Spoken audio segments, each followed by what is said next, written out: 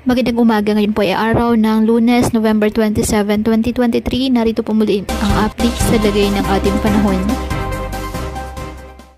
Ayon sa Pag-asa, patuloy pa rin po na umiiral at nakakaapekto ngayon ang northeast monsoon o amihan. Apektado nito ang northern at central Luzon. Wala naman pong bagyo o low pressure area na minomonitor sa loob ng ating PAR na maaaring makaapekto sa ating bansa. Ngayong araw, dahil pa rin po sa amihan ang Cagayan Valley, Apayao, Kalinga, Mountain Province at Ifugao, asahan ng maulap na halangitan na may mahihinang pag-ulan.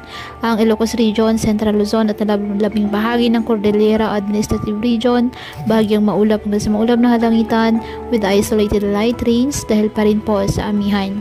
Ang Metro Manila at nalalabing bahagi ng ating bansa, apektado po ng easterlies at localized thunderstorms, kaya asahan po dyan ang bahagyang maulap hanggang sa maulap na halangitan with isolated rain showers or thunderstorms.